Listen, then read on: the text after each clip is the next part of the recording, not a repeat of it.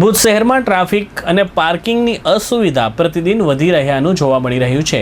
શહેરના વાણિયાવાડ, છઠ્ઠીબારી, અનમ ring road અને jubilee circle સહિતના વિસ્તારોમાં આ સમસ્યા વિશેષ રૂપે દેખાઈ રહી છે।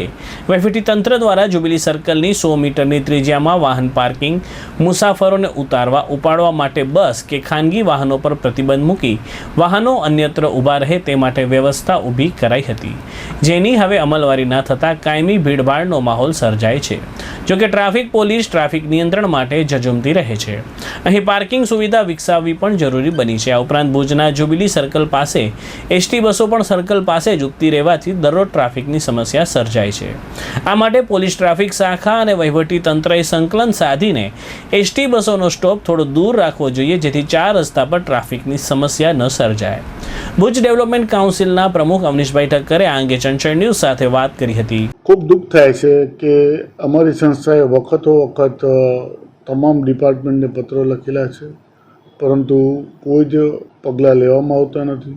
મેં વ્યક્તિગત રીતે પણ આજે હું તમને દાખલો દઉં, ગઈકાલનો દાખલો હતો કે કોલોની જે છે બેન્કર્સ કોલોનીના એક્ઝેક્ટ ગેટ ઉપર એસટી બસવાળા પોતાની બસ ઊભી રાખે છે, જેથી કરીને આવન જવાનું બંધ થઈ જાય છે। મેં સ્થાનિકે પોલીસ અધિકારીનું આ ધ્યાન દોર્યું, એ લોકો પણ વાત સાથે સંમત થયા, પણ બહુ ચોખ્ખી વાત કરે છે કે એસટીના ડ્રાઈવરો અમને દાદ આપતા નથી। તો આવા સંજોગો જો પોલીસ પણ જો કાંઈ કરી શકતી ન હોય એસટી સામે, તો વિશેષ હવે હું તો એવું વિચારી રહ્યો છું કે જરૂર પડે હવે કોર્ટના માધ્યમથી પણ આ બાબતે ક્યાંક આગળની કાર્યવાહી કરું। આજે અફસોસ એ છે કે એક તો ચારે બાજુ ભીડ છે, હવે નવી નવી કેબિનો પણ મૂકવા માંડી છે। હવે બસ જ્યારે ઊભી રહે છે ખૂણા પર ઊભી રહે છે, જેને કારણે પાછળનો ટ્રાફિક પણ અટકે છે અને આવવા જવાનામાં પણ તકલીફ પડે છે। ખરેખર એસટીને લખેલું છે, કીધેલું છે કે ભાઈ 4 રસ્તા ઉપર, એક્ઝેક્ટ 4 રસ્તા ઉપર નહીં, પરંતુ તમે થોડીક આગળ ઊભી રાખો, જેથી કરીને 4 રસ્તા ઉપરના ટ્રાફિકને ઇસ્યુ ન નડે।